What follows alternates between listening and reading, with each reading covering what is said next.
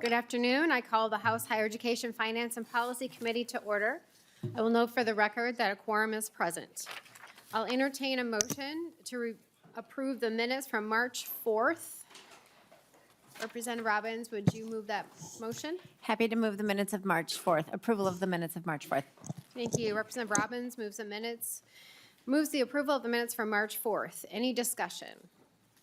Seeing none, all those in favor say aye. Opposed, say nay. Minutes are approved.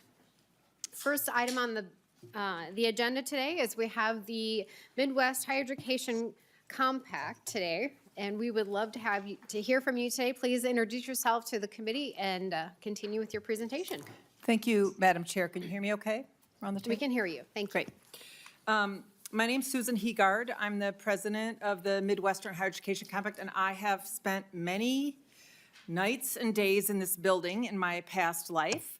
I worked for Governor Carlson and Governor Pawlenty, and I also worked in a couple of the state agencies. So it's really fun to be back here. For those of you who aren't aware, I want to introduce so I'd like to have my colleagues introduce themselves. Welcome to the committee. Please state your name for the record. Hi, my name is Samra Uskadum, and I'm with the Midwestern Higher Education Compact, and it's great to be here today. Welcome to the committee. Ms. Great. Heegard. Thank you, Madam Chair. So in your packet, I'm just going to reference several things. There's a highlight sheet.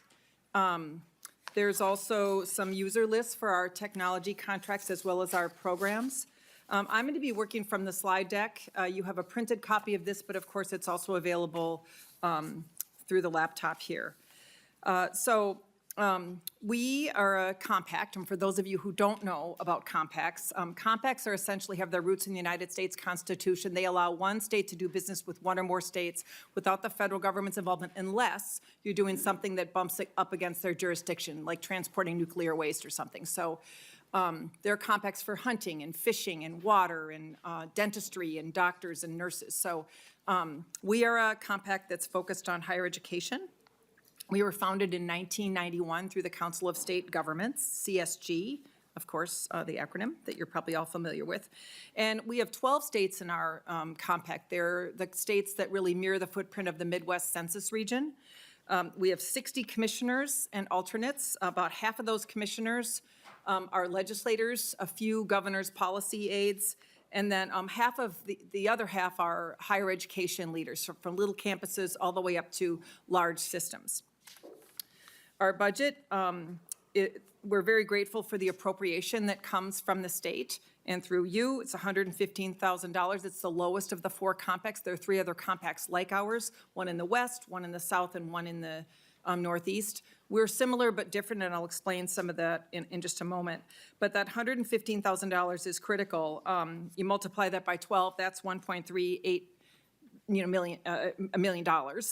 And it's a declining part of our budget because we're getting some revenue from our technology contracts, but that commitment from the state really allows you to access and tap, it's a contract, all of our programs and offerings. We're in state statute in every state, and the statute's similar across the 12 states. Those states really are if you don't know the Midwest census region, it's North Dakota, South Dakota. We swing down through Nebraska and Kansas, across through Missouri, and then all the way up around to Ohio. And this is we've visited 4 states, and we've got 2 more next week, and then 6 more after that. So here are the Minnesota commissioners. Typically, 2 are appointed by one by the House, 1 by the Senate, and then the other 3 are appointed by the governor. And that's very similar across the region.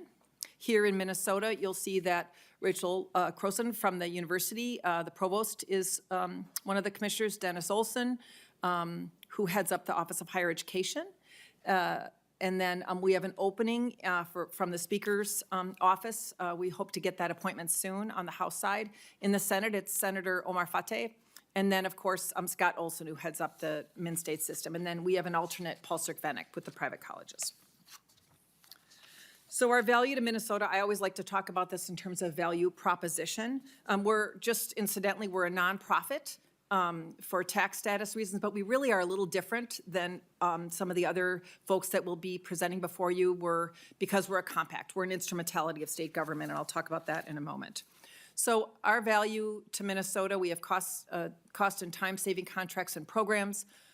We have policy initiatives, research, and convenings. And so I like to talk about it in terms of us having two sides of our business. One are these cost savings programs and contracts. The other side of our business is the policy and the research. And what we really do is we start things up, we can sunset them, we have a lot of flexibility. We really try to listen on these visits during this legislative time to find out what the pressing issues are across the region. So in terms of the cost savings contracts and programs, we have technology, hardware, software services, student health solutions through United, and then other insurance programs.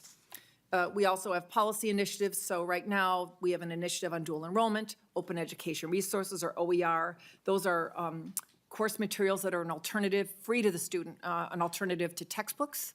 And then we also have a program that has, of course, another acronym, MSARA. It's distance education. In the past, if you wanted to offer an online program to another in another state, you had to register in every state where you wanted to do that. Now you just have to do it once if you meet certain standards, and that's through us. The savings to Minnesota, the total to Minnesota is $9.26 million. So that's pretty good ROI. We believe those savings, the state is the member, but the savings are realized by Minnesota colleges, universities, school districts, state, and local government, students and their families through the programs. That's an 81-fold ROI, which is significant. Of those savings, $2.3 million are on the technology contracts, and that's one area where, in addition to higher education, both public and private, local units of government and K-12 districts can take advantage of our contracts. And those entities, really, the key contracts are through Dell, Oracle, Xerox, Campus Guard, and others. And the revenue that we derive from those compacts, we get a percentage, but the real savings is for the user. It's the savings roughly around 10%, but also we, because we're an instrumentality of state government, we negotiate the contract. It's turnkey and ready to go, so you don't have to issue an RFP and spend all that time and energy on the contract. Then that savings on the distance education that I mentioned, that's $4.5 million. The balance of those savings go directly to students and their families through the Midwest Student Exchange Program, and that's $2.8 million. That's a program that we're really taking a hard look at, because with the elimination or the elimination of out-of-state tuition in many cases, it's just not as relevant as it used to be, so we're looking at that program now, but it was quite robust at one point in time. But that would sort of sit alongside some of the other reciprocity, state-to-state reciprocity programs that you're familiar with, like North Dakota and Wisconsin. We also supported in the past grant funds for Minitech's network library system, and then we provide research to the state on many topics. So if you have a research request, something you're interested in, we'd be happy to provide a response to that. We've had requests related to governance structures and cost savings and physical infrastructure, how to fund, bonding buildings and that sort of thing. But we have a lot of reports on our website too that you're welcome to tap. We also had a FAFSA summit. Samra took a significant role in organizing that summit. During our visit, we heard of all the challenges with the rollout of the FAFSA. Well-intentioned effort by Senator Lamar Alexander to simplify it, but the implementation was just dreadful and very, very difficult for many people. So we pulled a summit together. 9 Minnesota leaders attended, but we had leaders from across the Midwest who attended and shared kind of best practices on how to help families and parents and others, faith-based groups, nonprofit organizations, and others figure out how to get students to fill out that FAFSA, because if you don't fill out the FAFSA, you leave money on the table. And then we also have had folks attend our technology meetings. One of our key benefits, I think, that we offer is that depending on the topic, we convene folks. So we sometimes do that virtually through a webinar or something, but we also pull people together on key topics across the region.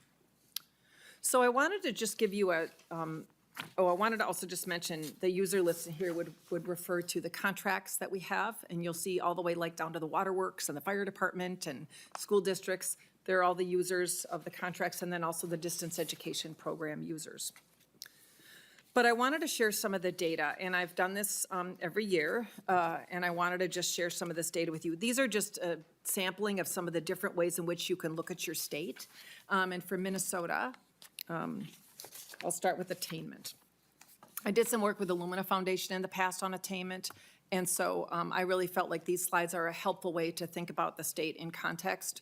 So attainment means any credential beyond high school. That could be a certificate, it could be a 4-year degree, it could be a 2-year degree, or something beyond that. So in Minnesota, we have one of the highest levels of attainment in the United States. 62% of our Minnesotans have a post-secondary certificate or higher, compared to 55% nationally, and we're moving in the right direction. And so one of the key things I think to notice, and I'll highlight this in the next slide, is that you want a broad cross-section of workers and students, right? You want techs, and you want folks who are engineers and doctors and everything in between. And so what we encourage folks to think about is look at your economy, the key industries, and then figure out and work with higher ed to figure out how to provide, you know, the educated and trained folks to fill those jobs at wherever they are in the spectrum. So this slide illustrates where those degrees fall in Minnesota, those certificates and credentials. So in Minnesota, residents have attained various types of post-secondary credentials ranging from industry certifications and college certificates to bachelor's and graduate's degrees. 38% of residents don't have a post-secondary credential. So I'm going to just walk through this slide with you. The blue here, the 6%, would represent people that don't have a high school diploma at all. 20%, that's orange, that's a high school diploma or like a GED, it's equivalent. 12% have some college but no credential. And I think what's important about that category of folks is that that might be a mom, you know, who stopped out to raise children and intended to come back, or maybe not. But it also would capture people who started and never finished something. And those are the people that that you read about who rack up a lot of debt and they never finish, whatever it is that they started.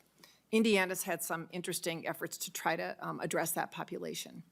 Then the industry certifications are the purple, the college certificates are the green, and then the lime green would be associate's degrees.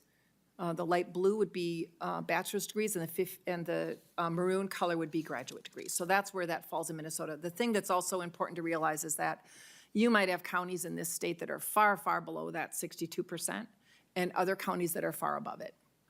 So here's another way of looking at data. This comes out of the Western Compact, and this, I think, reflects parts of the population that are growing. This really looks similar across the region, except in North Dakota, where their overall population is growing. Why? Because of the oil industry and the related businesses there. But by and large, this is a pattern we're seeing in the Midwest as opposed to the rest of the country. The overall population's declining. The population that's white is declining a little faster, and the part of the population that's growing is non-white. So that's just another lens and way in which to look at the data over time. Then enrollment. Now, I say this with a caveat. This data is 2 years old.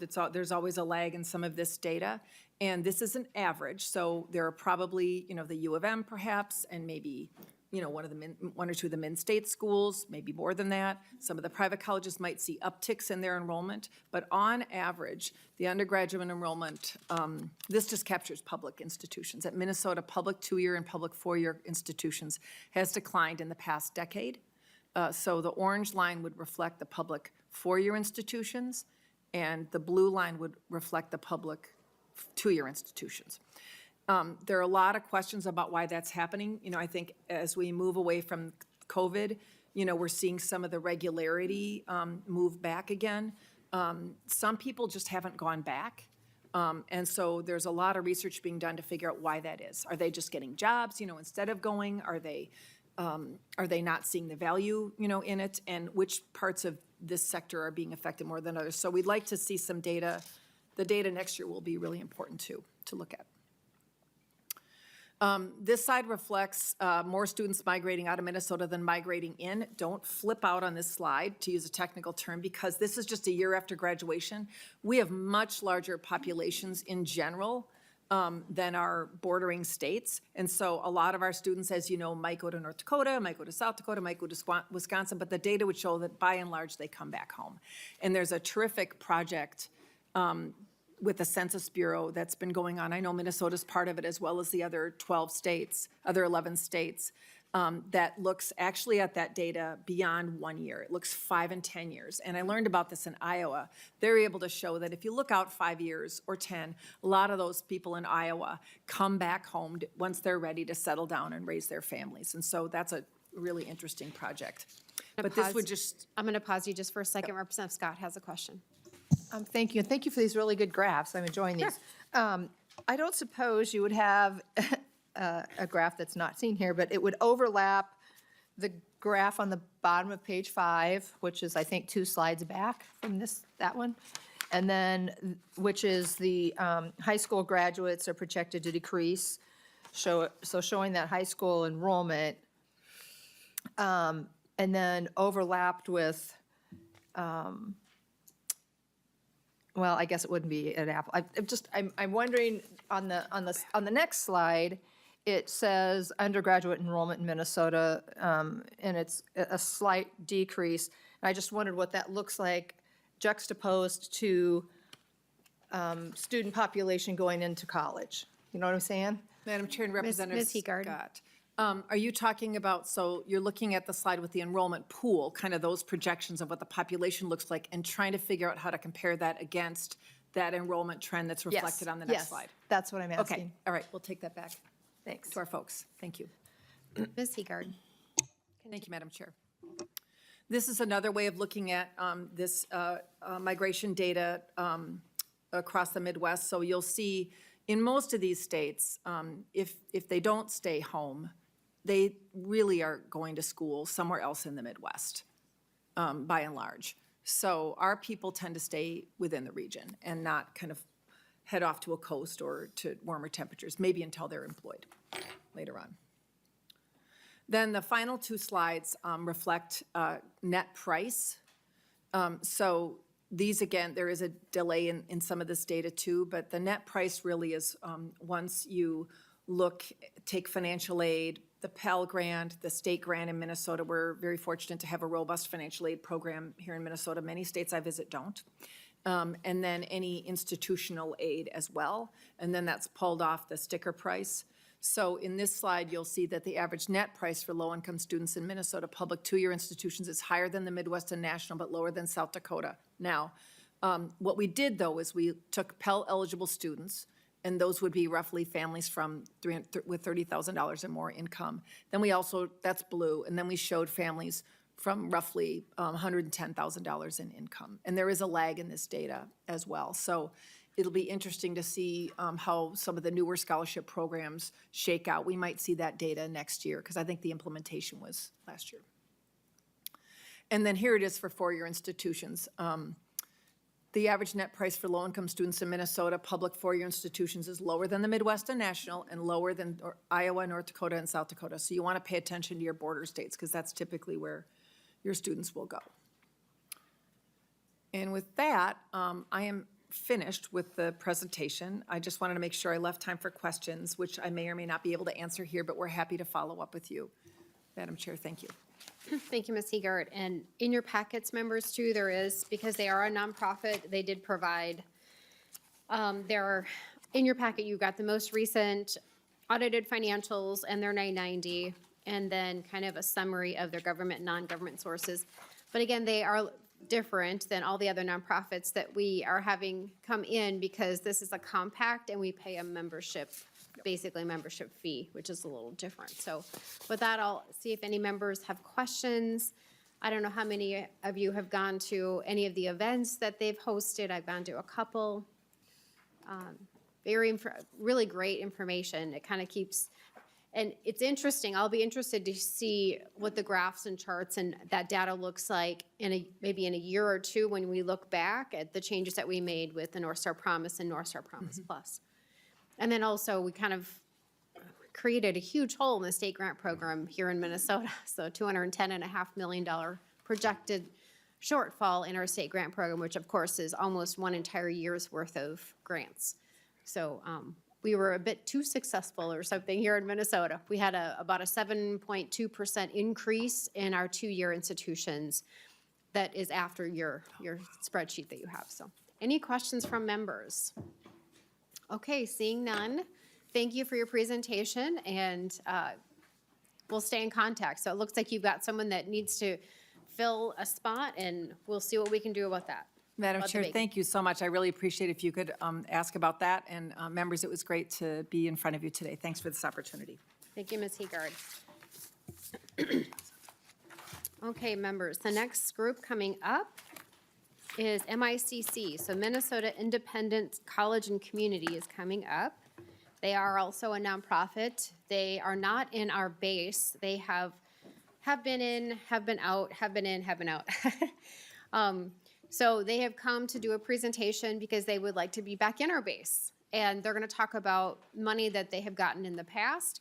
Also in your packets, you have that full complement of financial information as well. So if you look in your packets, members, you do have the most recent 990, their audited financial report, their annual report, and I believe they're going to go through their annual report here with us to kind of let us know a little bit more about them. So again, this is MIC, M-I-C-C. And with that, now they're all settled in, I will turn it over to you to please introduce yourself to the committee and start your slide presentation. Wonderful. Thank you. For the record, my name is Amy Goodmestead. I am the CEO of Minnesota Independence College and Community, otherwise known as MICC. Chair Rarick and members of the committee, I sincerely thank you for your time today.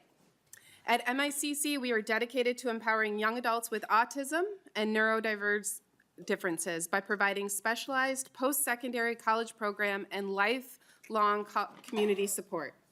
As the prevalence of autism spectrum disorder continues to rise, the need for high-quality, accessible programming has never been more urgent. Families across Minnesota and the country are searching for solutions that provide their loved ones with a path to independence, meaningful employment, and social connection. MICC is that solution. We recognize that affordability is a critical factor for our families, and we are deeply grateful for the state of Minnesota's financial support in making this transformational education accessible. Your investment allows us to serve individuals from diverse socioeconomic backgrounds, ensuring that all young adults, regardless of financial means, have the opportunity to reach their full potential. The funding you have provided in this committee provides need-based tuition relief to our Minnesota resident students. At MICC, we take our responsibility to our students, families, and supporters seriously. We maintain the highest standards of financial stewardship and program excellence, as demonstrated by the following achievements. We are accredited by the Commission of Accreditation of Rehabilitation Facilities, also known as CARF. Annually, we conduct independent financial audits to ensure fiscal integrity. We are at the platinum level of transparency through Candid, which is formerly known as GuideStar. And we have a 4-star rating with the Charity Navigator. And the meetings and all the standards of the Charities Review Council. These recognitions affirm MICC's dedication to accountability and reinforce our unwavering commitment to providing life-changing services with the highest level of successful outcomes, trust, and transparency. I'm thankful that some of you have been able to be to our campus and see our community firsthand, but for those of you who haven't, I'm excited to introduce you to Evan, who will take you on a tour of MICC on your screens.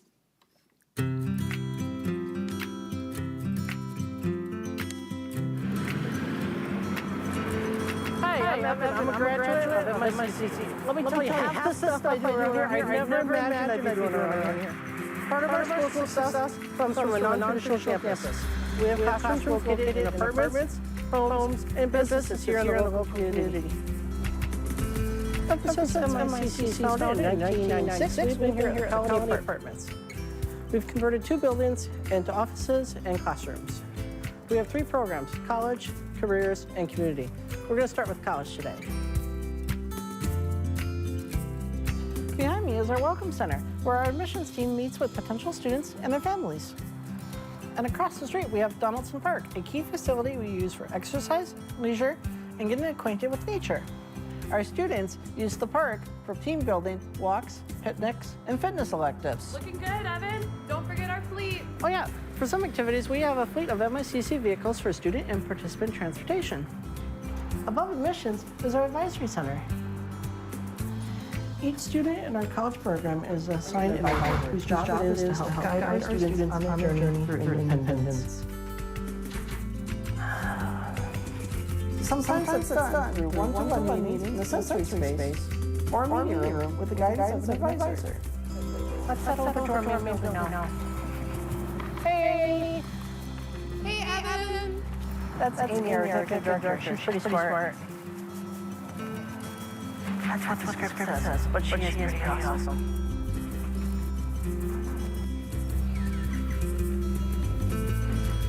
This is one of our busiest spaces here on campus. On either side of me, we have student common areas. Upstairs, we have administrative offices. The Student Center is where people hang out in between work and classes, doing everything from hanging out with friends and watching TV to doing stuff on your own like puzzles. Our computer lab offers regulated access to the internet. The transportation classes eat in here and go online to plan bus trips. And the personal finance classes often meet in here to balance their checkbooks. All right, everybody, today in budgeting and banking, we're going to be working through different money scenarios. This is one of our main classrooms. During the day, we learn about independent living skills and social skills. But at night, well, we're still learning skills, but in the form of cooking for each other and playing games. Wait a minute. Evan, Yeah? haven't you taken this class before? Yeah? Would you mind taking your tour outside, please? Of course. Let's go. Speaking of outside, this is our private, beautiful courtyard donated and built by our awesome community. Out here, we have classes, bonfires, and our gardening club meets here. And the vegetables and herbs they grow are used in our cooking electives. At the back of the building, you'll find another classroom, more hangout space, and a craft room.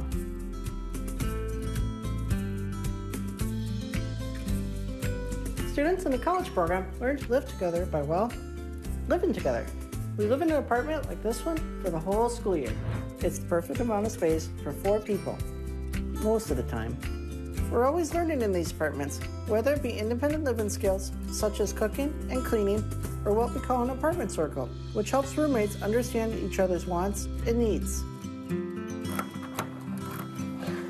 Learning to live in an apartment is a big step. It can be a little scary at first, but it's worth it. So when we're not going to classes, going to the mall, hanging out, cooking, cleaning, hiking, making art, playing music, playing board games, playing hockey, sledding, starting clubs, building computers, making movies, fighting world domination, riding the bus, grocery shopping, doing laundry, helping our neighbors, meeting with our advisors, or spending time by ourselves, we're working on careers. We're gonna head over to the Career Center. That's just 2 blocks this way. There are several career certificates you can earn here: retail, culinary, hospitality, and health services. But don't worry about making that choice all on your own. Inside, you'll meet with staff, including full-time job developers who will help you find the best fit for you and your abilities. They work really hard to build partnerships with local businesses nearby, like Best Buy headquarters right over there. For the Career Certificate program, we practice work skills at practicum sites around the city. And we prepare for those in Career Center classrooms, like this one. And you can go to the staff offices for support from career staff. They'll help you with searching for a new gig or with maintaining your current one. You can even do a mock job interview here. For the culinary certificate, students learn food prep here in this industrial kitchen here at Wood Lake. That's hot, but very delicious. Since graduating the college program, I decided to participate in the community program, which offers participants sports services, social activities, and a wonderful space to enjoy. Hey, how's it going? Hi, Evan. Hey, John. Emily. Hey, Bradley. We're pretty friendly around here. Anyway, once you've joined, you can participate as long as you want, your whole life even. And this house is the center of the action. Oh.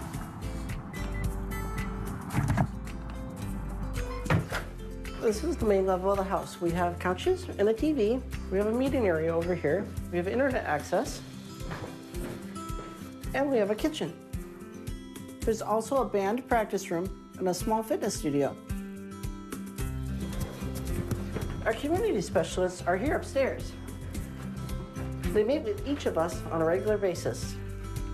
So no matter where you are on your journey to independence, you'll find the support you need at MICC. And that's our tour. We hope to see you very soon. Bye for now. Hey, how's it going? I'm just giving this virtual tour.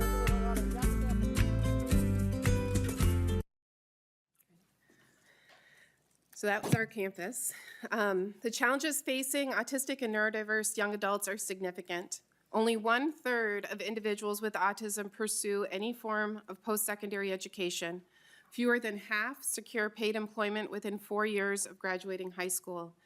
And 87% continue to live with their parents well into adulthood. For many, that results in severe social isolation.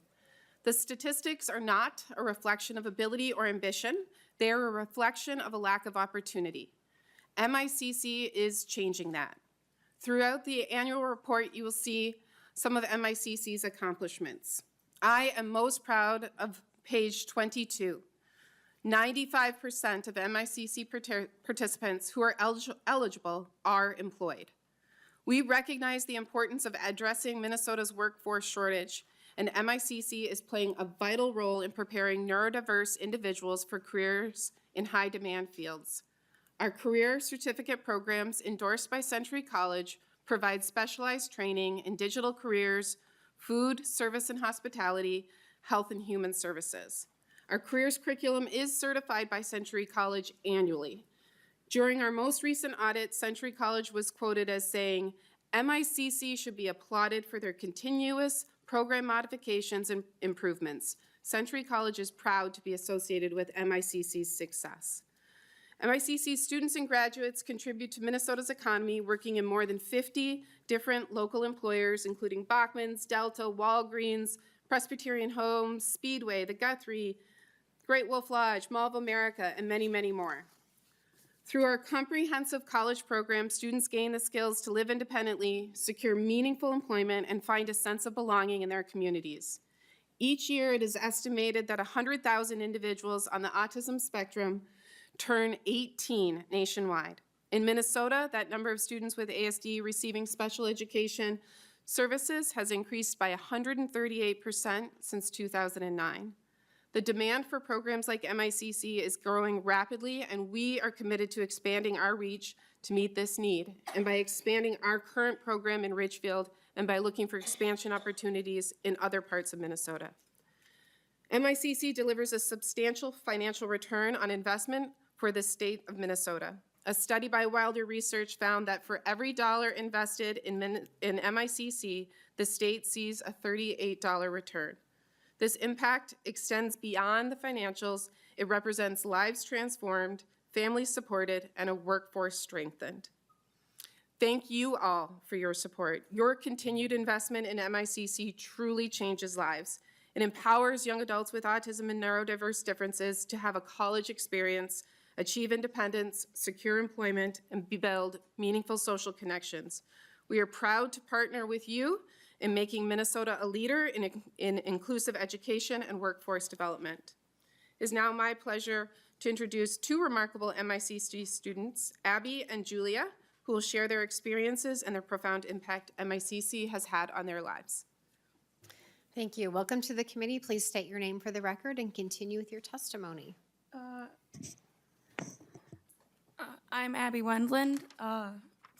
Hello, my name is Abby Wendland. I'm from Dalton, Minnesota, and I graduated from high school in 2019.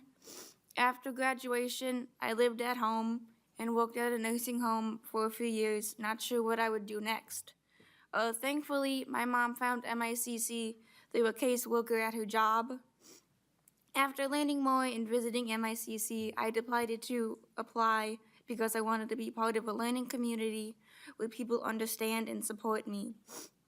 The students at MICC share similar experiences, and the staff know how to help us.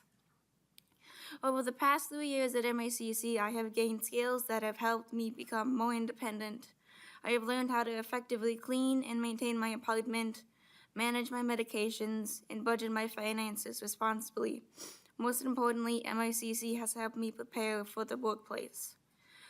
I will graduate from MICC in May with a certificate in Health and Human Services. Through my classroom work and hands-on practicum experiences, I have the knowledge and tools to be successful in my career. Thanks to MICC's training and support, I feel confident in my ability to enter the workforce. After graduation, I will be moving into my own apartment and working at my new job as a dietary aide at the Children's Hospital in Minneapolis. I am also excited to join MICC's community program, which will allow me to stay connected with my friends and receive continued support from staff when needed. Thank you for your time and everything you do to support MICC and our students. Thank you for your testimony. Welcome to the committee. Please state your name for the record and continue with your testimony. My name is Julia Czapleski. Hi, my name is Julia Czapleski. I'm from Winona, and I graduated high school before coming to MICC. In high school, I did Future Farmers of America and theater. I had 3 great friends in Winona that I still connect with. I found MICC with a caseworker through the county. I am supported by my family and my dog and my loved ones. I came to MICC because of my disability, and I needed extra support for independent transportation and learning about finances and social skills. Since starting at MICC, I know more about social dynamics. I have learned more about independent travel and independent living. I have also done better at learning to identify my emotions. I'm proud of the friends I have made and the places I have gone. Staff at MICC have helped me by guiding me through tough decisions and situations. It gave me great advice when I need it. My friends are close to and kind to me and help me through different situations in life, even when I am anxious and in distress. I chose a Health and Human Services certificate at MICC. Through my practicum, I have gained important knowledge and workplace safety, including bloodborne pathogens and HIPAA regulations. I will use that knowledge in the workplace. After graduation, I will be living in an apartment with a roommate, further building my independence and working at my new job at Minnesota Valley Surgical Center. One of my dreams is to travel. I would love to visit Europe someday. Ultimately, I hope to become a phlebotomist and use the skills I've gained to help others. Thank you for supporting MICC. I would also like to invite you to attend MICC's Gala on March 15th, where I will be featured in a special video. I hope to see you there. Thank you for your testimony.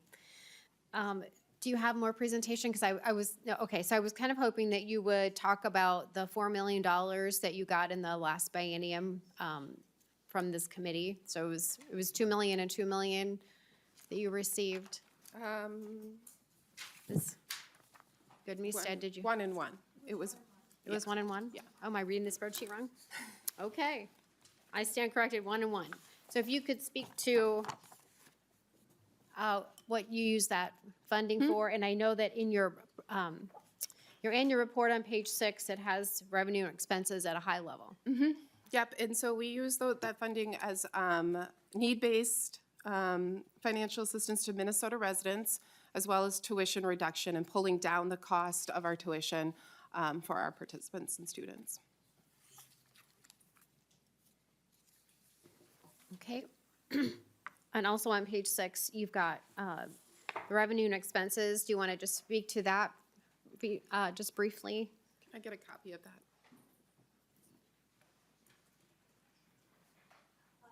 Thank you.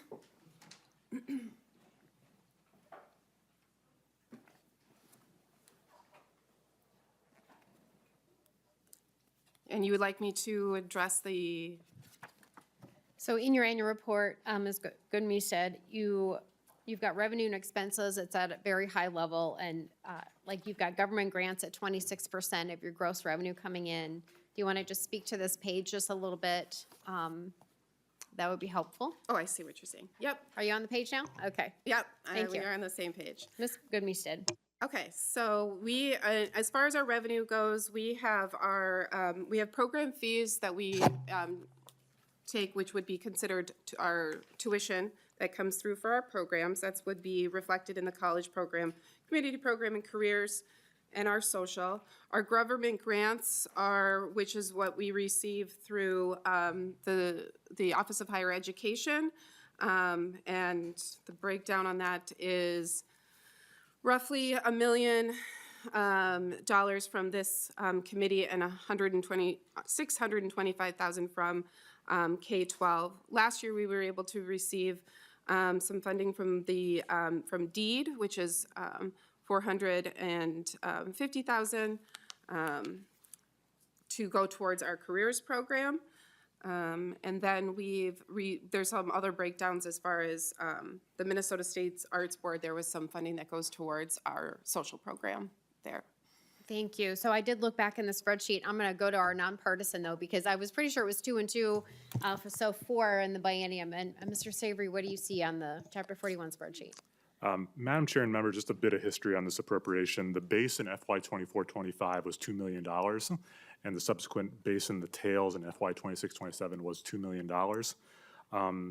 The other body came in with a position that they would like to allocate $4 million in FY 24-25 only, and leave the tails in 26-27 as 0. That was an accepted component of the conference report and thus passed by the legislature. So in FY 24-25, the total appropriation for MICC is $2 million in the first year, $2 million in the second year, for a total of $4 million. Because of that, there is no base in FY 26-27. Thank you, Mr. Savory.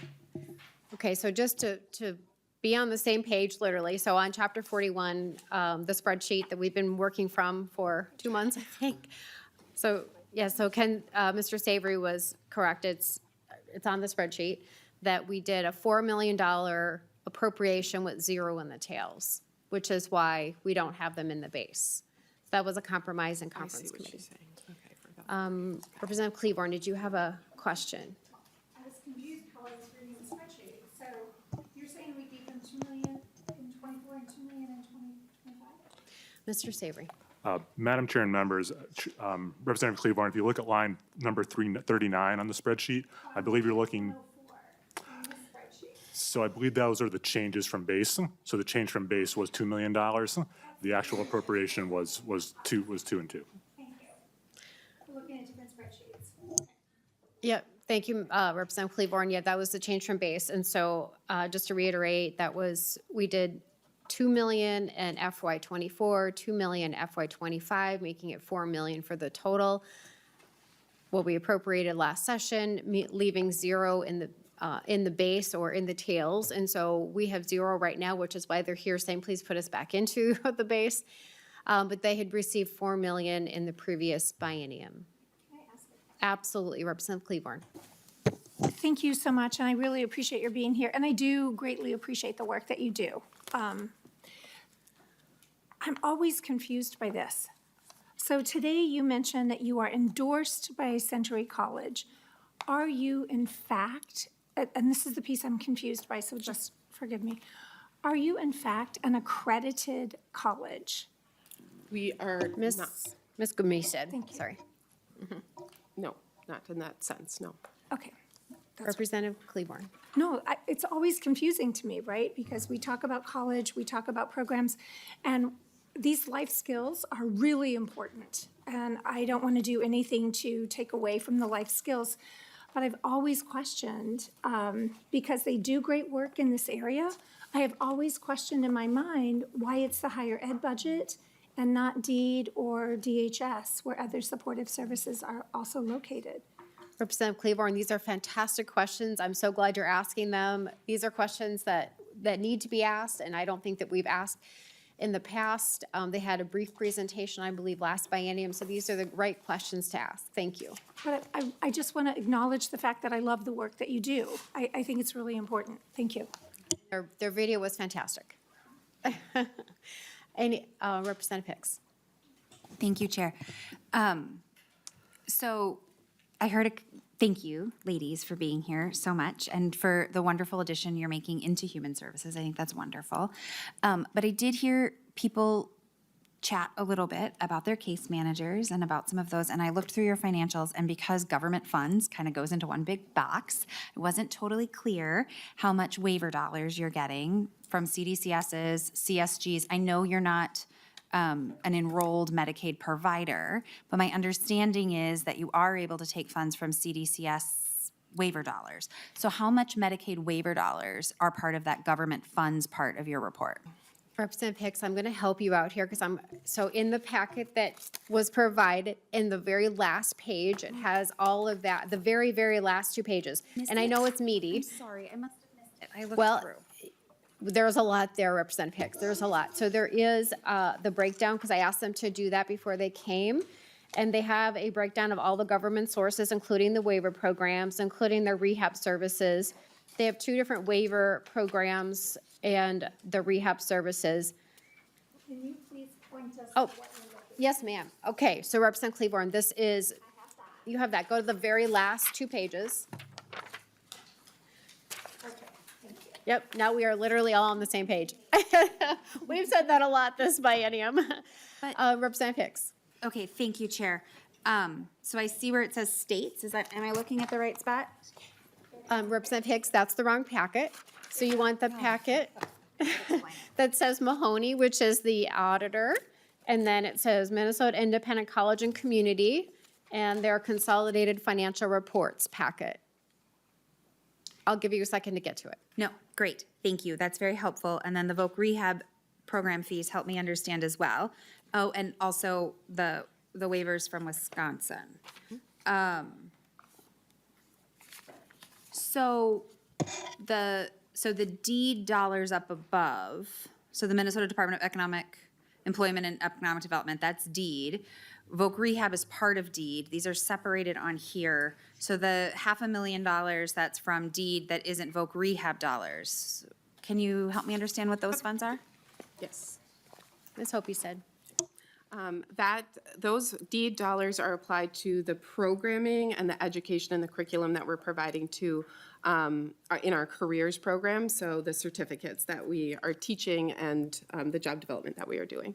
Representative Hicks. So then I assume the voc rehab dollars below must be for your your postgraduate? We also, Go ahead. Go ahead, Ms. Goodmeester. in addition to our college program, we have a work readiness program that is it's actually very new as a result of the deed, that is allowing people that are not enrolled in our college program to take the certificate program independent. So they're not living on campus with us and doing that full immersed experience. They're doing more of a individual sessions. So it's a different type of program. Representative Hicks. So I know you're CARF accredited, so are any of these voc rehab dollars, are any of these job readiness, job placement, customized employment, any of those services? Ms. Goodmeester. I would have to double check on that specifically. Representative Hicks. So the reason I'm asking is because voc rehab is in a bit of a financial pinch. They're about $19 million short for their projections in vocational rehabilitation services. And vocational rehabilitation, in my opinion, is one of the most valuable programs for people with disabilities seeking employment. And so whenever I'm seeing where voc rehab is spending their money, I have questions about exactly which services. Because if those services are not directly related to getting people with disabilities skills and employment, then I want to talk about that, because the $19 million that deed is short is going to drastically impact the opportunity for people with disabilities to find and obtain and maintain competitive integrated employment. So that's why I was asking.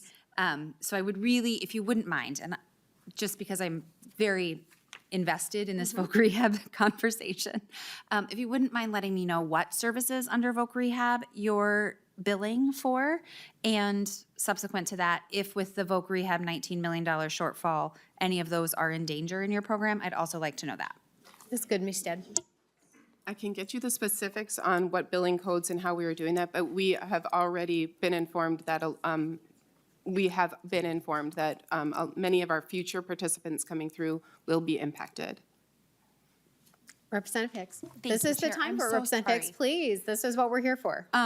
Also with the waiver program, so I think a few people on this committee are probably very familiar with CDCS waiver programs, but CDCS waiver programs for a Just Quick crash course is Medicaid dollars. It's a different way to use Medicaid dollars. It allows the participant to direct their services. So instead of the entities billing Minnesota Medicaid, the participant gets a chunk of money and they can distribute it how they want to meet their needs. So, and as many of you know, we are also short in human services in our long-term care and Medicaid. And when we talk about long-term care, CDCS waivers are part of that conversation. So when the MMB budget in the tails lists the CDC or the long-term care deficit in waivers, that is the CDCS 1.1 million, I can't even read these numbers, this money, $2 million, whatever it is. And so those are, really important things to note.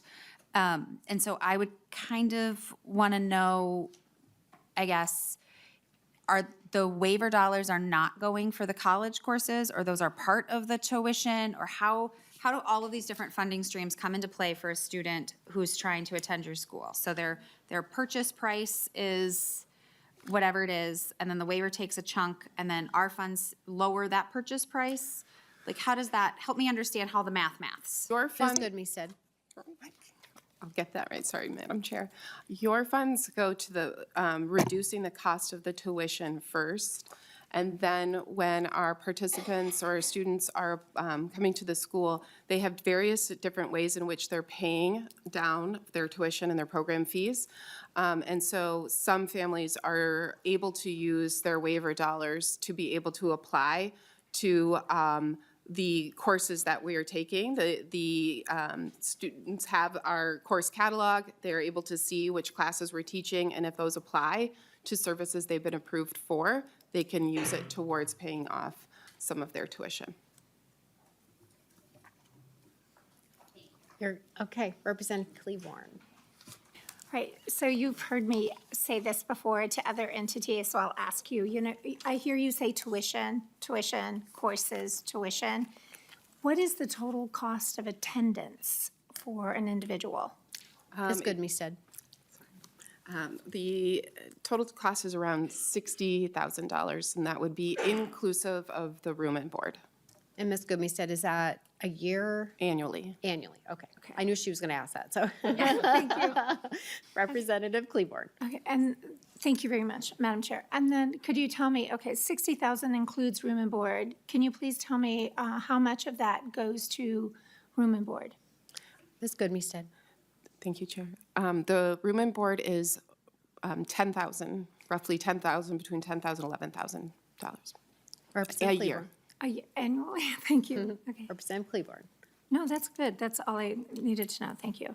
Thank you, Representative Cleaborn. And then on these last 2 pages of the packet that you have, so I did add it all up. So the government sources in 2024 was $4,032,765. So right at that 4 million. And then if you look at their non-government sources and their individual, so that's program fees, individual donations, investment income, things like that. That was 3.8 million approximately, a little bit more than that. And so they are almost at 50-50 with government sources and non-government sources. That was in the 2024 year. So, but a question I have though is, we looked at the spreadsheet and we know that you got 2 million in 24 and 2 million in 25. And you said on your sheet here, it says Office of Higher Education, and you've got 922,000. And also via OHE, you have K-12 at 625,000. But that doesn't, I'm not sure what that means, because I know you got 2 million from, it was 2 million and 2 million. So I'm wondering if you could explain the difference, Ms. Goodmestead? Sorry, Ms. Chair, thank you. My understanding is these are our numbers as of February 24th, so there's dollars that still have not yet been spent. So that's why there's the discrepancy there. Ms. Goodmestead, is it a reimbursement? And so you expend and then you send in your receipts and you get reimbursed from OHE?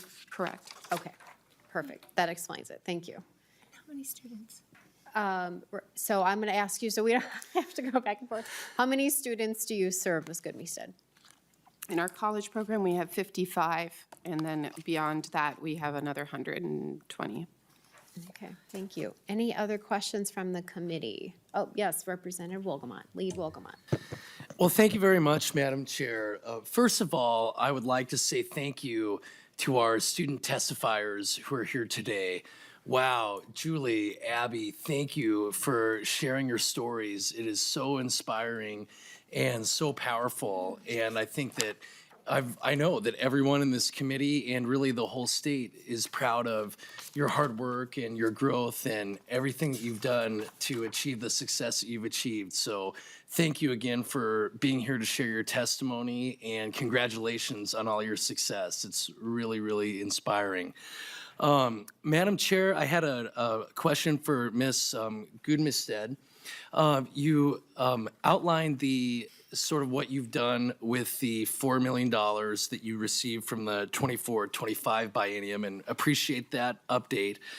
Could you shed some light on what is the cost of doing nothing as we're looking at this next biennium?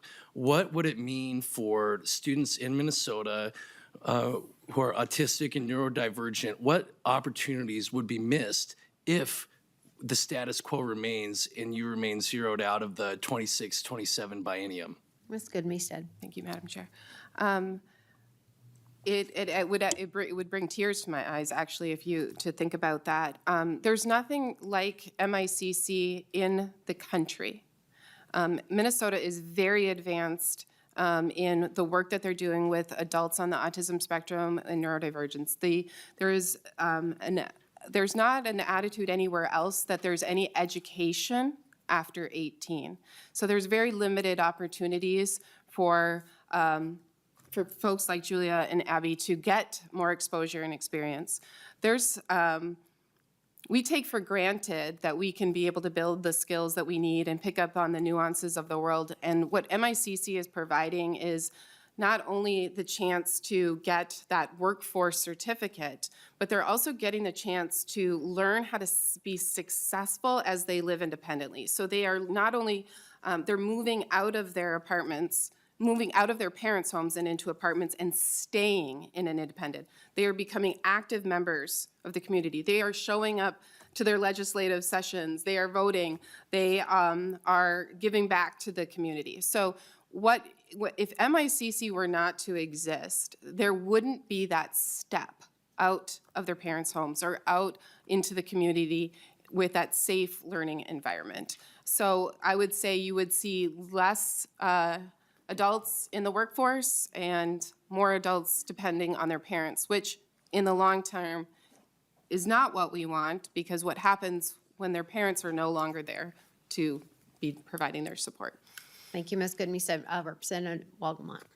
Well, thank you very much for laying that out for us. And another question that I had, Madam Chair, over the years that I've served on the Higher Education Committee, I've heard sometimes it gets mentioned, we don't, the MICC, we can kind of absorb that work through some of the other schools. Maybe there's a program at St. Cloud State for adults on the autistic spectrum, neurodivergent, or there's a program over here.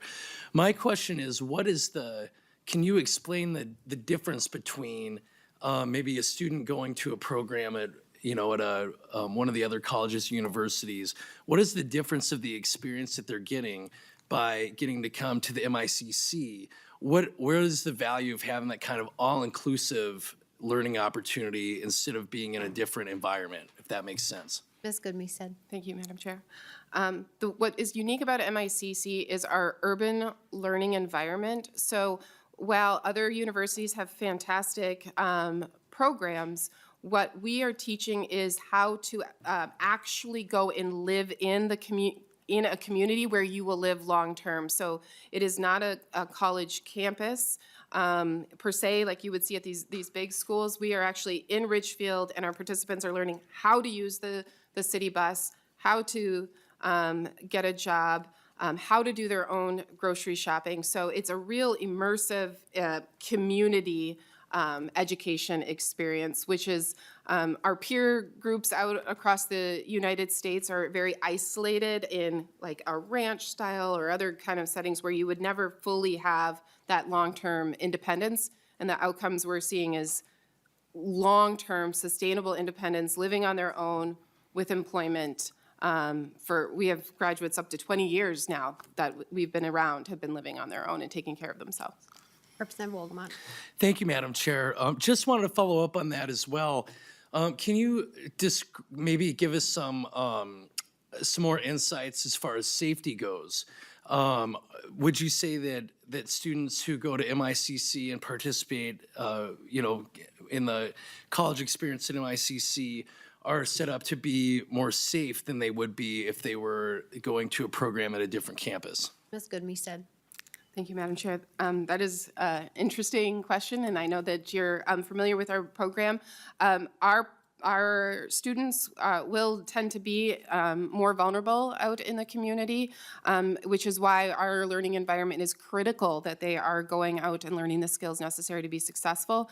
Not only are we teaching things simple as where to sit on the city bus and when to pull out your wallet and when not, all the way to being introduced to the local police department, fire departments, Richfield first responders are some of our teachers that actually come to class and teach our participants skills. We have a fabulous relationship with our first responders in the area, but that isn't just because they're supporting each other, it's because they're interacting in a learning experience and providing scenarios and how to problem solve, take care of themselves. Yep.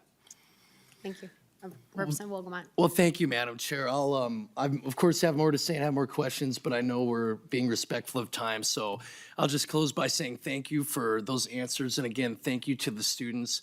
I know that our state is getting a great return on the investment when we invest in the work that the MICC is doing to make sure that all of our adults on the autism spectrum who are neurodivergent are getting the skills that they need to live independently. And again, 95%, wow, to have 95% of the students there in the workforce, that's incredible. What a great return on investment for our state. Thank you, Madam Chair, and thank you to the testifiers. Representative Robbins. Thank you, Madam Chair. Thank you for being here, and thank you to the students for testifying. It's so nice to meet you, and it's so nice to have you in the committee and your colleagues who are supporting in the chairs here. I have been to MICC, colleagues, and if you haven't gone on one of their tours, I really encourage you to do it. It's an incredible campus. It's a wonderful place.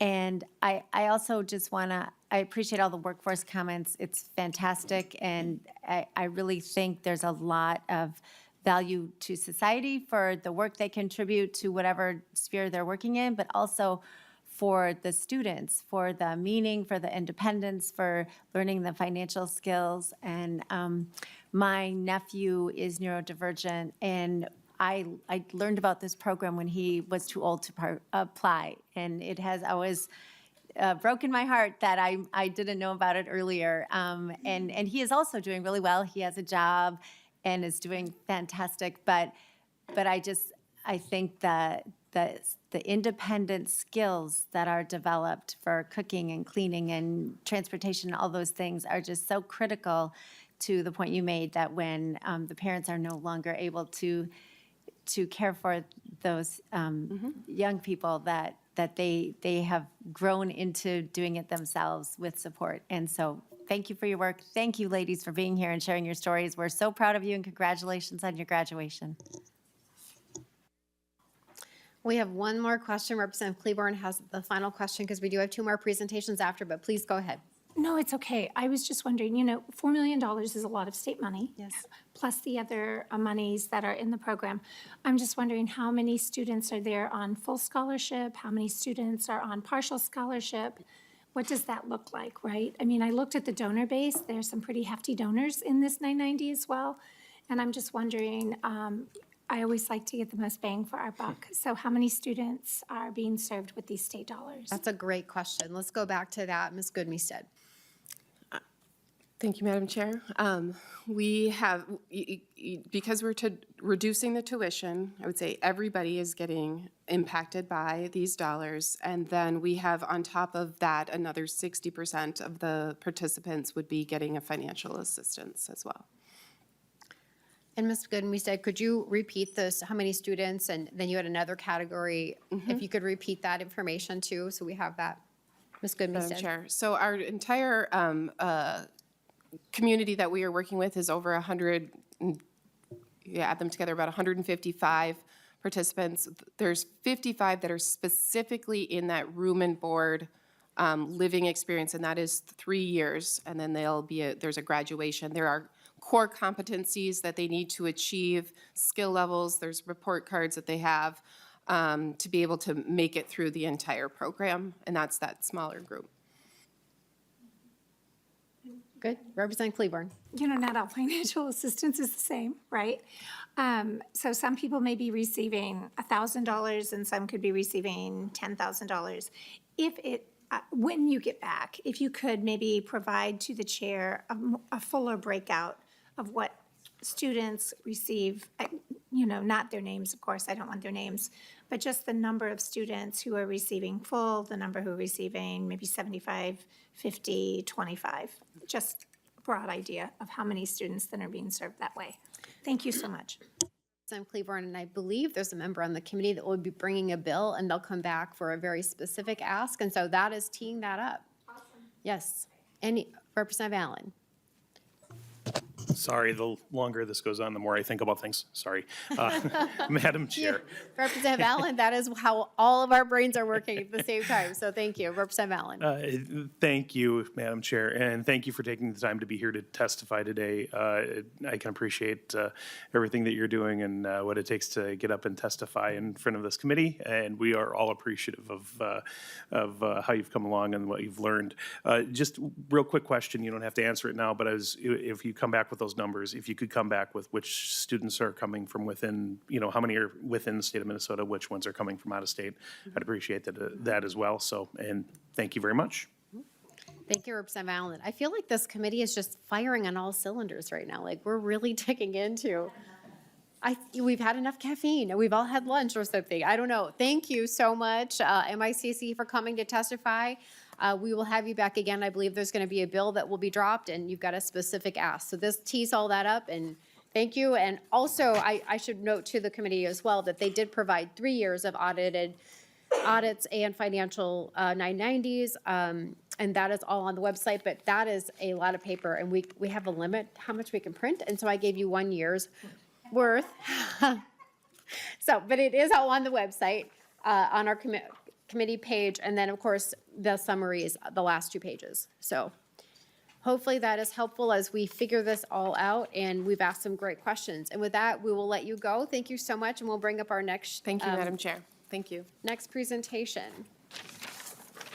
Thank you, committee, for sticking with us.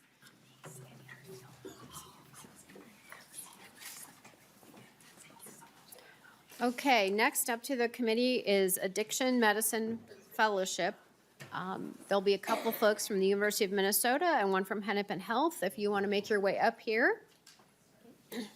And their slide presentation is in your packets.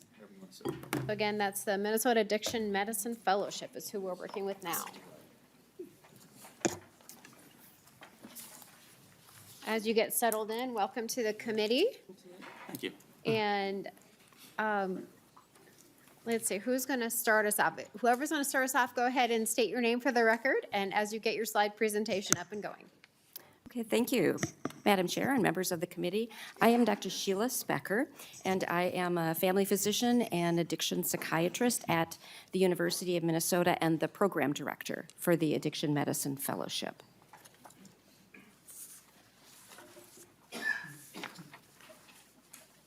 Okay. Thank you. Welcome. Thank you. I have 2 other faculty that are with me today and will participate in this testimony. Okay. Dr. David Peter, who is to my right, is my associate program director, a family physician, and at the VA Medical Center. And to my left is Dr. Charles Resnikoff from Hennepin Healthcare. And so we will all be sharing some of our perspectives about the program. Dr. Specker, go right ahead. Thank you very much. So I'm going to share a bit of history about the program, since some of you may not be familiar with the addiction medicine program. I think we were here a couple years ago requesting funding, and I don't think very many of you were probably on the committee at that time. So I'm going to provide a little bit of a background and history, say who we are. We're going to share a little bit about what our curriculum is, how we train physicians in addiction medicine, and who our graduates are and how they serve Minnesota. And Dr. Resnikoff is going to share his perspective from Hennepin, and this grant is specifically to Hennepin. So thank you. So the Addiction Medicine Fellowship Program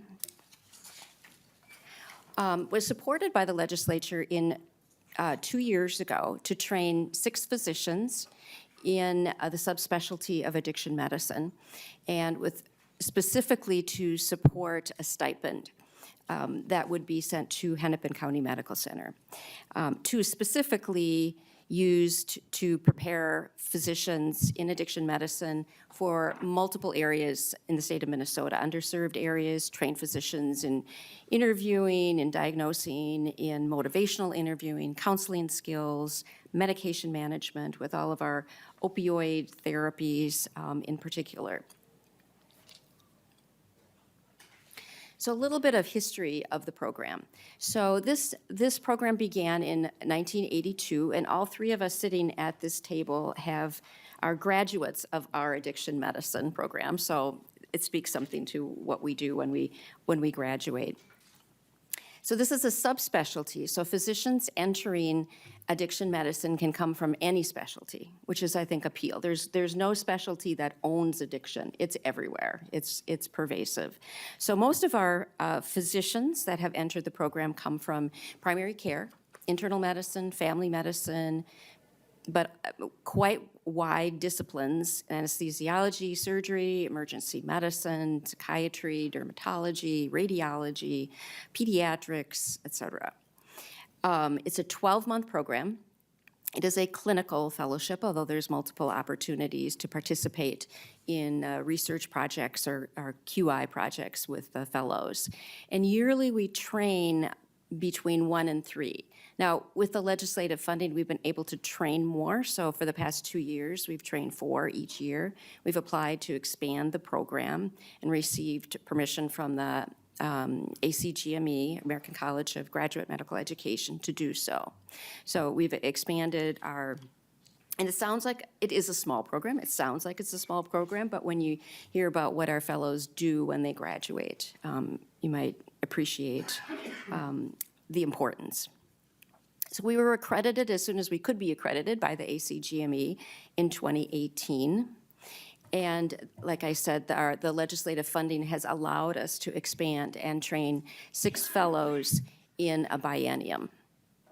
And I have been the program director for over 20 years or so.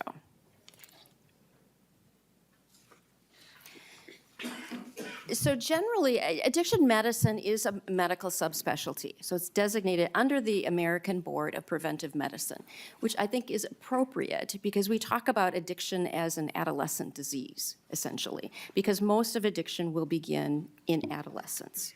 So the sooner we can intervene, the faster we can intervene with our therapies and so forth, and prevention, the better the outcome. So we're focused on prevention, diagnosis, treatment, delivery of comprehensive addiction care to adults, to children, adolescents that have substance use, and a lot of co-occurring problems, as you might imagine, depression, anxiety, et cetera. And so developing the skills that are needed to be not just a good clinician, but to also be a consultant to primary care, to mental health providers, to school systems, to community agencies, and other programs that serve those with substance use disorders. I'm going to pause you just for a second because I can tell some folks are wondering where you are in our spreadsheet because we've lived in the spreadsheet. I knew that Representative Liebling was looking for it. So it is under the addiction medicine. It was $270,000 and $270,000 for a total of $540,000 for the biennium. So that's the appropriation. Was that, I knew you were looking for it, so. Oh, what line? Okay, that's a really good question, Representative Liebling, and it depends on which spreadsheet you're looking at, but it's either line 60 or line 20, depending on if you're on the Chapter 41 spreadsheet, that's line 60, and if you're on the consolidated one, that's line 20. Is everybody on the same page now? It's not a large appropriation, but they are small but mighty, it seems. Okay. Right, and we'll get to a slide on that also. Thank you. I just knew Yes. that they were looking for that because Absolutely. we've all been trained to Been- go to the spreadsheet first and figure out what we're talking about because that helps us to know who you are and what we've done in the past. So please continue. Thank you, Dr. Madam Chair. Specker.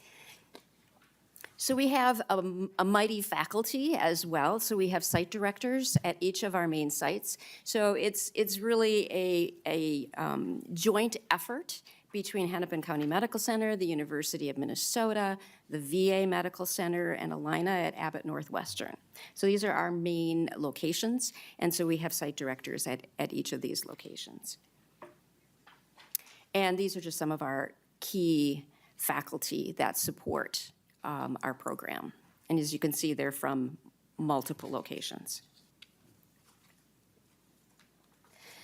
So the past 2 years, so you're interested in what has happened with the money, basically, the appropriations over the past 2 years. So we've been able to, for the first time, have 4 fellows at each year. So, and these are the backgrounds. So family medicine, internal medicine, 3 family medicine in 2023, 2024, and I'll say a little bit later about what they're doing.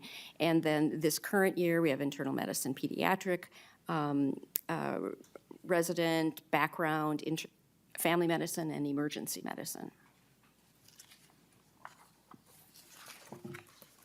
So I'm going to turn this over right now to Dr. Peter, who will explain a little bit more about the curriculum for the program.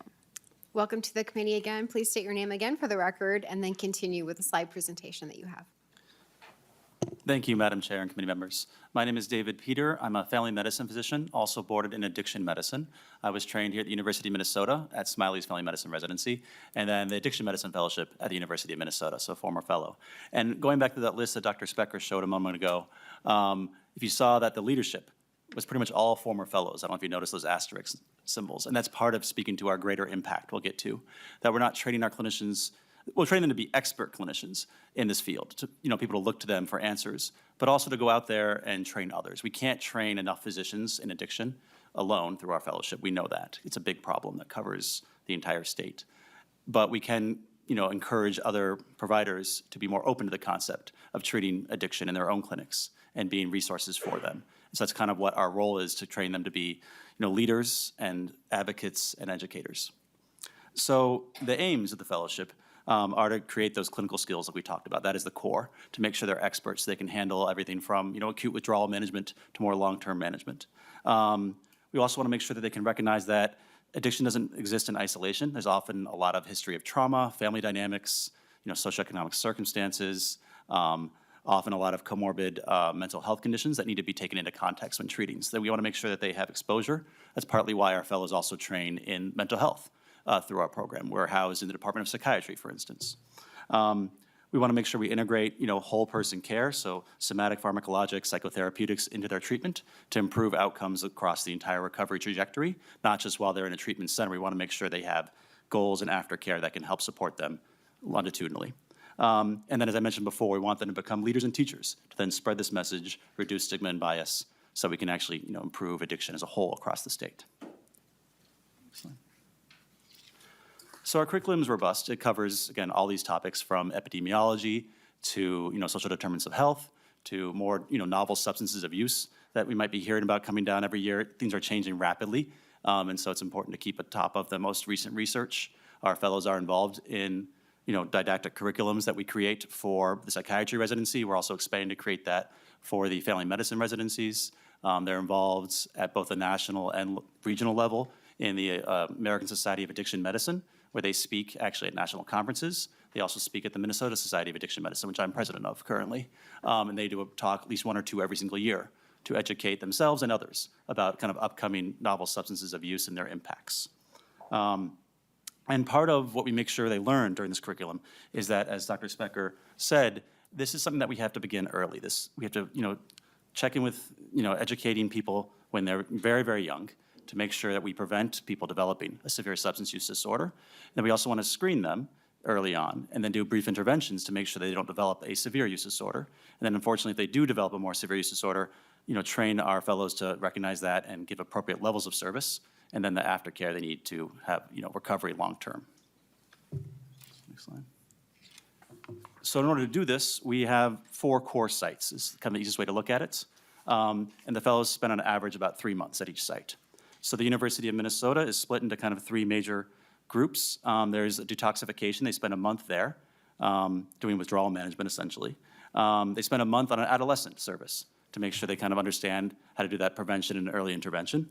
And then they spend a month on a residential treatment service where they get to actually go through with people in recovery to see what they get, out of these groups, but also then help treat them as providers and then see them in clinic afterwards. So they can then see that transition as they go from being acutely in withdrawal and needing, that kind of level of care to what it looks like a month or 2 down the road or even 6 months down the road, how it shifts in terms of their needs. They spend about 3 months at the VA, where I work also. That's under actually the Comprehensive Pain Center, because we know, again, that addiction doesn't exist in isolation, so that often there is comorbid pain that influences substance use. And so learning about how these two interrelate and how it's important to treat it all together. They also work there at the university back some of the days in what's called the Recovery Clinic. And that is a kind of walk-in low barrier access clinic, also called bridge clinics at some places, where people can walk in off the street at any time, essentially, when it's open, and access care for opioid use disorder same day, which is pretty remarkable. They also work at Hennepin Healthcare, which Dr. Resnikoff will speak about more in a minute, but it's an inpatient consult service, very high acuity. And you have patients there who have, infections in their valves of their heart, who might be pregnant who have substance use disorder, so seeing kind of from all these different avenues. They also work in a methadone outpatient treatment program while they're there, as well as an outpatient clinic. And then Alina is kind of a newer partner, and that is also an inpatient consult service, a little bit different demographic than I would say at Hennepin, but same kind of idea of that high acuity kind of acute care. And as I already mentioned somewhat, they are educators and leaders. So we have created a 8-hour per year didactic curriculum now for the psychiatry residency. We're looking to expand that into family medicine to make sure that our other residents learn a lot about addiction and feel comfortable treating it as a whole. They presented at the American Society of Addiction Medicine and Region, like I mentioned before. And I'll pass it back to Dr. Specker now. Dr. Specker. Thank you, Madam Chair. So finances, that was what you were looking for earlier. So as we've said, the stipend support for at this particular level, which is a PGY5 level, this year is $78,800 and some dollars, and goes up roughly about 5% every year. However, that's not the total cost, obviously, to train a fellow. There's not just direct costs, but there's the programmatic costs and the costs for faculty. I mean, we're teachers, and in order to run a program and to teach, it requires support, financial support.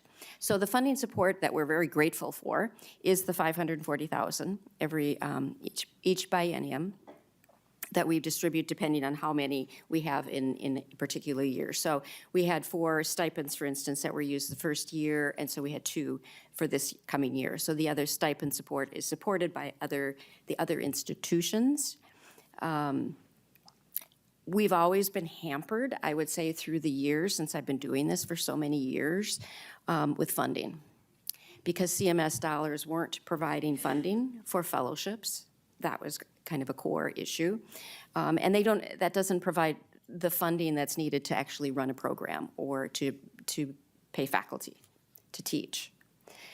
So the current support that we have is the $90,000 per fellow, which does cover the stipend and some other direct costs such as benefits, healthcare, et cetera.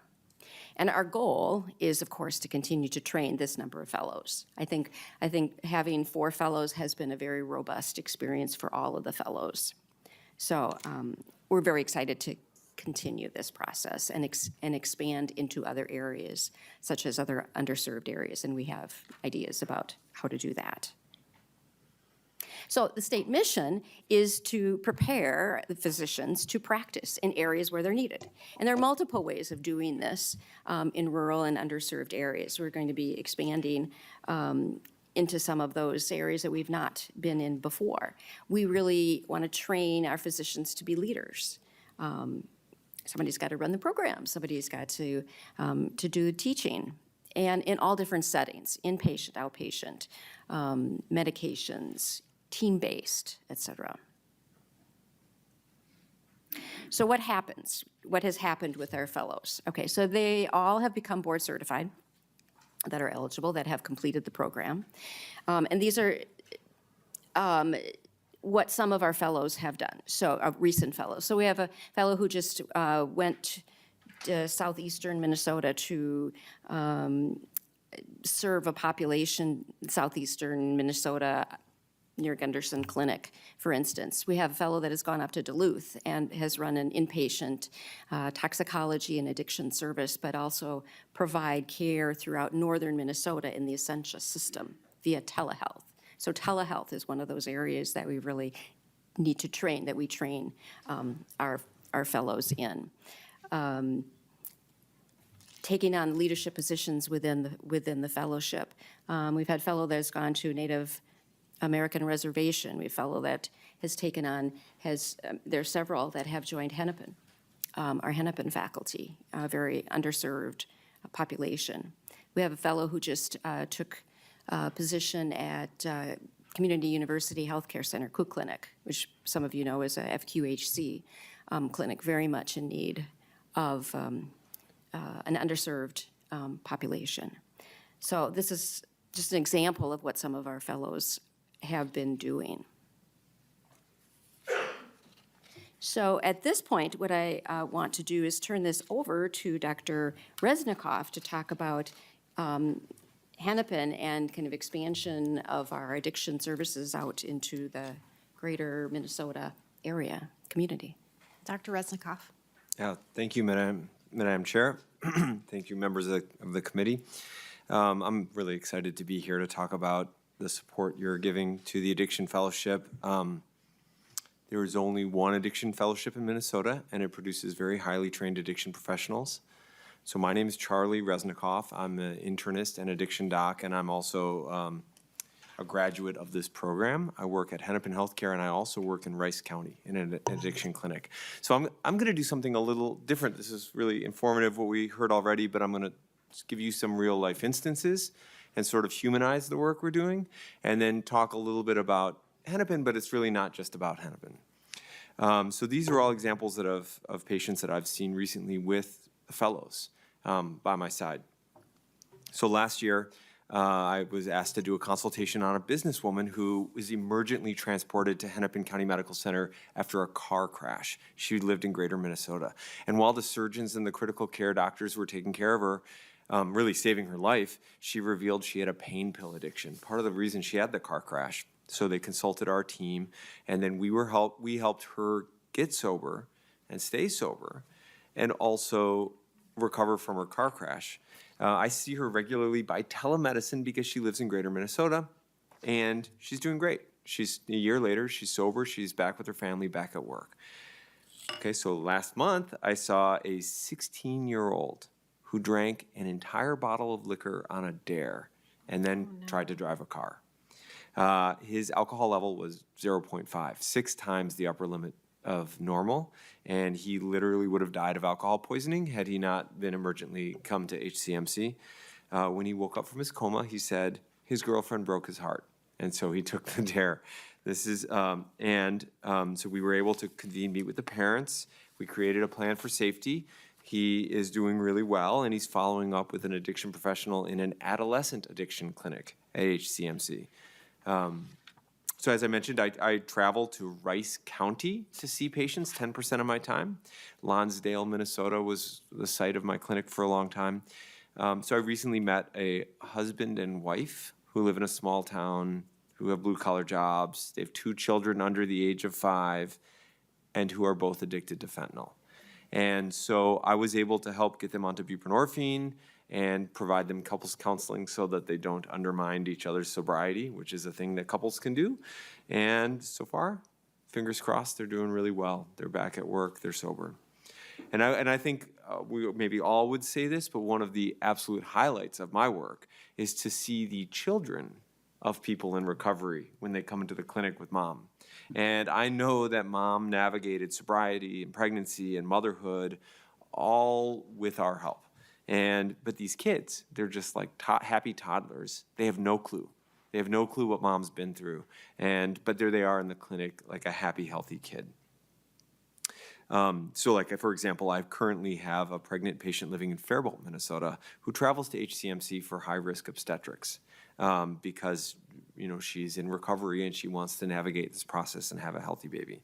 So this is just a sample of what I do as a Minnesota fellowship trained doc, and I'm only one of dozens in the state doing this type of work all over the state. And it's the kind of work that really only we can do, the highest level of it, only we can do. We're treating addictions, and we're also giving hope to people and their families. So, needless to say, I am very thankful for the Minnesota legislature and all that it's done to support the Addiction Fellowship and just addiction care in general in our state. We could not do what we do without you. We can't. So, and I think what I'll say is that what most people don't understand, and the whole point of the fellowship, is that deaths from addiction are preventable. We have really good treatments for opioid and alcohol addiction, and there are new treatments emerging for methamphetamines and other drugs. The problem is not that addiction is untreatable. The problem is that we do not have enough addiction-trained doctors. People are dying from lack of access to treatment. So funding or continuing funding the Addiction Medicine Fellowship guarantees that we will continue to train people who can provide this type of care and be an incredible benefit to Minnesota and public health in Minnesota. And this was already alluded to, but specialty trained docs, like all of us, do more than just see patients. I mean, of course we see patients. I have 800 patients addicted to fentanyl that I personally care for, but we do a lot more. So we have a colleague who's a fellowship trained doc, Dr. Brian Gran, who runs an ECHO project out of Hennepin. So what he does is support primary care doctors around the state so that they can also treat addictions. And Dr. Gran has had 1,400 pharmacists, physicians, and nurses attend his training in 46 different counties. So it's really had a huge impact on non-addiction trained docs. So that ECHO, Hennepin, and Hennepin's not the only one who has an ECHO, but that ECHO training amplifies our work. And we've already heard this long list of amazing work that our fellows have done, so I won't repeat that list. But I will say that the majority of counties in our state do not even have a single addiction-trained doctor. So it's really important to keep growing, keep building. Finally, I'll just say that, you mentioned, Madam Chair, you mentioned small but mighty. The cost to support, the cost that you all support to give support to this fellowship is minimal compared to the savings that all of our work does. For example, that young man with alcohol poisoning, just his hospital bill alone would have been tens of thousands of dollars. His hospital bill alone might have trained an entire fellow. Stable funding to the Addiction Fellowship saves money for the state, ultimately, and improves access for all people to addiction treatment, and will train the leaders and teachers to combat this drug epidemic for decades to come in our state. So thank you very much for your interest, and thank you very much for your support. I'm sure we're all going to be happy to take whatever questions you have. Thank you. I do have a question from Representative Scott. Thank you, Madam Chair, and thank you for having these folks in. Thank you for what you do. What you kind of hit on that several counties don't have anybody even trained.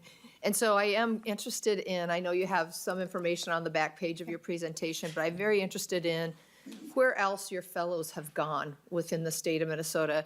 I don't want it to, obviously there's a larger population here and in different places in the state, but I just want to make sure that we're getting you all spread across the state so that other people in the state can benefit from what you're doing. Dr. Specker? Madam Chair, Representative.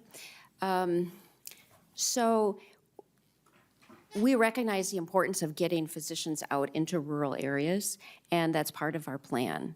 So it does require utilizing probably the funding a little bit differently. It's not more money, but it's being able to send people into a rural area. So that will be one ask or one thing for us that we would want to discuss. So where else? So we do telehealth. Okay, so for instance, to the reservations in northern Minnesota. So we have patients that we do telehealth with to our clinic because we don't have the people power, basically, to have someone positioned up there. So we are fostering more connections in terms of the telehealth. So we have the Duluth, the northern Minnesota area where we have a fellow. So it isn't just in Duluth, but it is that whole northern Essentia network. And then there's the southern Minnesota, southeastern Minnesota, which essentially is kind of coming from the Gunderson Clinic area, serving that population.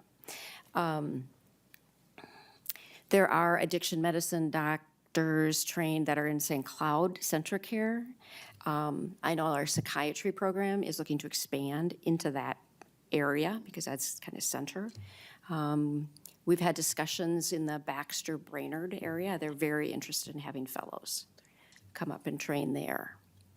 So that's the direction we're going. There's the other underserved areas, which is why we've been communicating with Kook, and we'll have a fellow now that will be at Kook Clinic, FQHC. So we do have another presentation after this, and I've got 2 members on the list. So if we could be quick, Representative Coulter and then Liebling.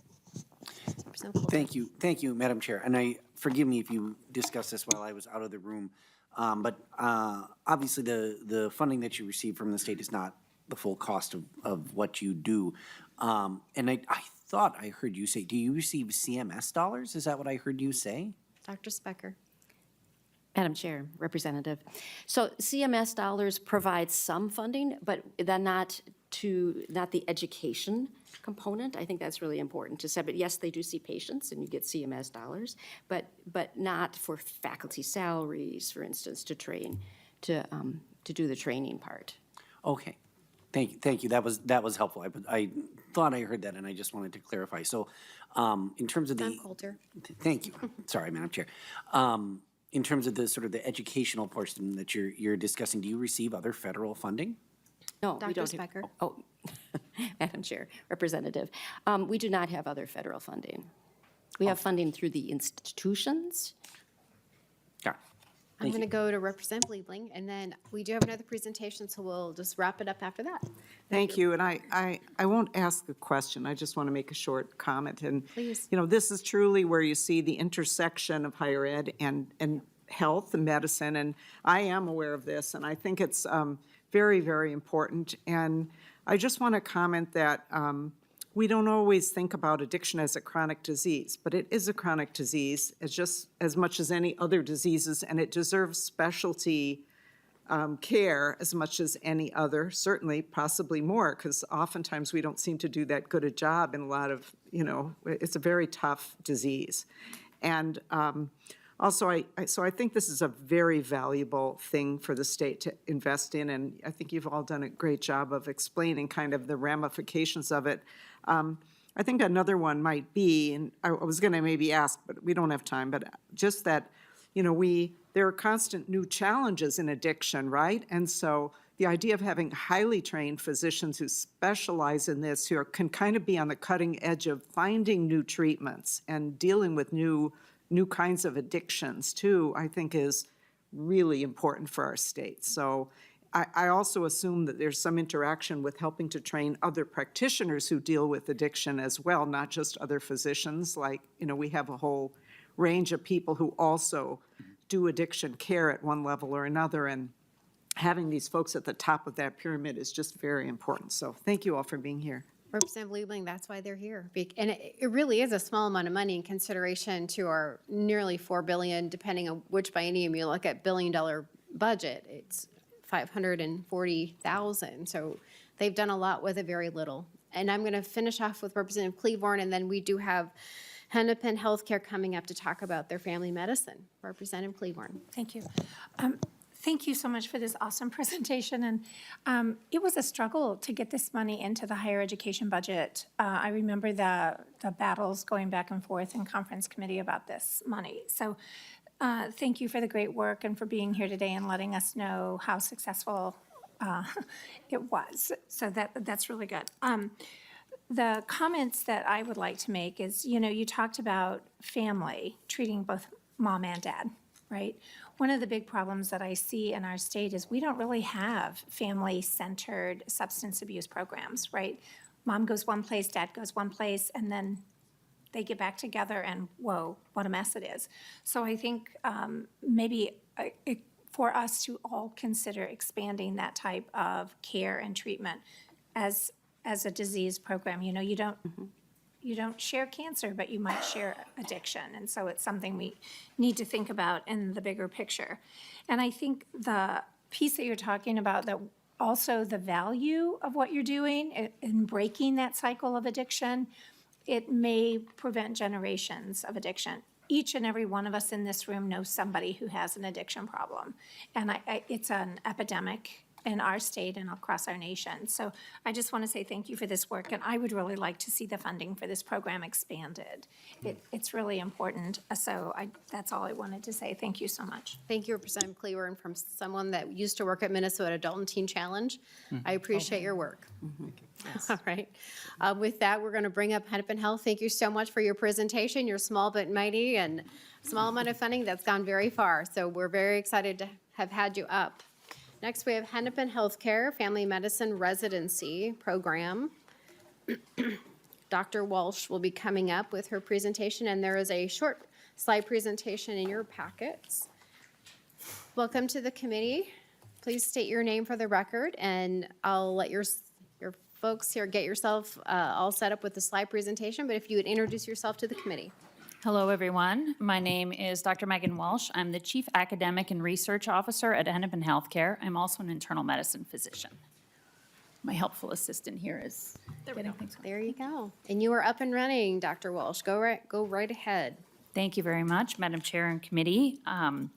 Thank you for the opportunity to testify in support of the $645,000 annual appropriation for Hennepin Healthcare's Family Medicine Residency Program.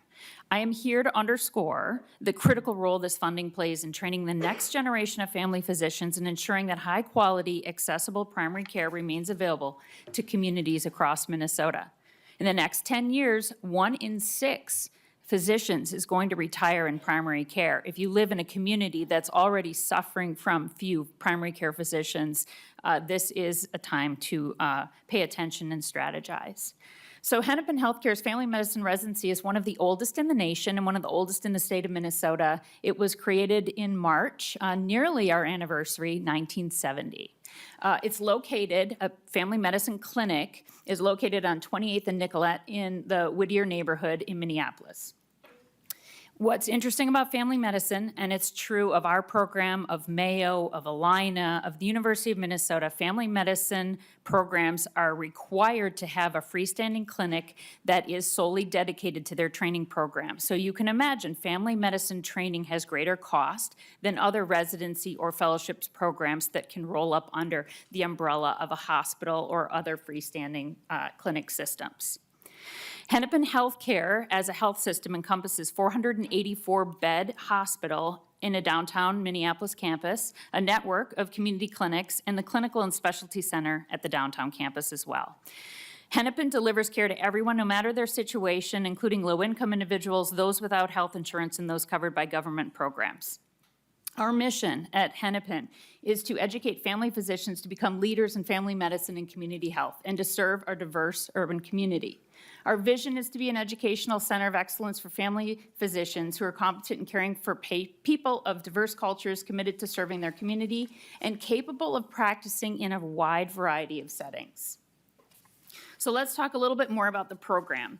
This is based in downtown Minneapolis, but our graduates go all over the state. Another thing to note about family medicine, you need to have enough clinical cases, from deliveries to pediatric care, to adult care, to geriatric care, such that when you graduate, you are capable and competent to care for all types of patients and all complexities. We have 33 residents in our program, 11 per class, 1,200 applicants per year for these 11 spots. That is not unusual in family medicine. We have a 100% board pass rate for 10 years, greater than 10 years, and we have continued accreditation with no citations. So we have quality and we have impact. So let's dive a little bit deeper. Family medicine is a 3-year training program, and again, spans all age groups. You need robust faculty numbers to not only a freestanding clinic, but you need the faculty that's set up by the accrediting body. We have 35 faculty in family and community medicine who specialize in a whole myriad of focus areas in family medicine: sports medicine, geriatrics, sleep medicine, adolescent, integrative and functional medicine, palliative care, and as you heard from Dr. Resnikoff and company, addiction. Deliveries. Family medicine residents need to be learning in a facility where there are a lot of deliveries because they have to be capable to deliver babies when they graduate. At Hennepin, our average baby deliveries for each resident in the 2024 graduating class was 38 babies born per resident. Again, an urban environment allows immersion in high volume so that you can walk into a community with lesser volume and perform. Patient visits. We track every single patient visit seen by every single resident, and our average number of annual visits for our residents last year was 1,826 per resident. I tried to peel back the curtain so you could get a really close look at the budget. I think it really is helpful to see. One thing discussed with the addiction team, but I'll highlight again, is residents in the eyes of accrediting bodies, in the eyes of you all in higher ed, and in the eyes of even CMS, residents have 2 roles. They're employees in a health system and they are learners. So CMS offsets some costs for residents, but there is a lot of cost for the teaching portion of being in a residency: the faculty, the education, the curriculum, the software, the board prep materials, so you can pass an exam and actually practice independently. So I broke it down into the benefits components, the salary components. This is a year-old data, so you can see salaries from last year. There are some costs for food and parking and accreditation and all the things. Our family medicine program represents 13% of the total trainees at Hennepin Healthcare. And then I show the revenue on the bottom. So yes, there is some CMS funding there. As you can see, it's about $47,000 per FTE, which does not even cover the mere salary of a resident, yet alone the benefits and all the other costs. There is an error on this slide. The family medicine state appropriation line under revenue no longer exists. That actually closed down by the state of Minnesota. It came out of Merck, and it is no longer a funding stream, so I have to amend my slide to show the unfavorable variance now of over $100,000 per FTE. Graduation, where do they go? I just took a slice. I thought you wouldn't want to see 11 residents per year for 5 years, but I wanted to show that we have graduated more than 550 family medicine residents in our program alone. Approximately 75% still practice in this state. 50% of our recent grads from 21 to 24 remain in Minnesota for primary care practice. And we have done surveys to see where they are now. Since 2010, 82% of our grads have continued to practice in primary care for over 10 years after graduating. So they get family medicine, they find a practice, and they stay in the field. A quick look, I won't read through all this, but you can look for the various small communities and urban centers that our graduates practice in. And again, you need the volume to be competent and capable to practice independently. What about accountability? How do I show you that the dollars that you are gifting our organization to have a family medicine residency? Every year, twice a year, I do an all-faculty time study, a teaching audit. How many hours have you taught? Where did you teach? Who did you teach? What did you teach? And I personally view all of that. That is how the dollars track to the teachers. We have resident experience surveys. We benchmark them nationally. We also have case numbers tracked, including peds numbers, adult numbers, geriatric numbers, and births to ensure workforce capability and competence. Thank you. Thank you so much. We are at time, unfortunately. We had a lot of discussion on the previous presentations, but I actually do need to end in like 2 minutes. Do you have something really quick, Representative Wolgamott? Madam Chair, it's not related to, it's related to our committee, not to the presentation. Okay, great. So I'm going to ask you a question offline just because I'm trying to figure out where the $645,000 in the 2 years is landing in your spreadsheet, in your budget spreadsheet. So I'm going to ask you that offline. We have members that are heading to caucus, another meeting, and so if you need to go right ahead. But Representative Wolgamott, did you have one final thing? Well, thank you, Madam Chair. Yeah, just a question for you relating to House File 10. So you and I have been working together for 6 years. You've really earned my trust. When you tell me that you're going to do something, I've always had full faith that you are a person of your word, and I really respect you for that.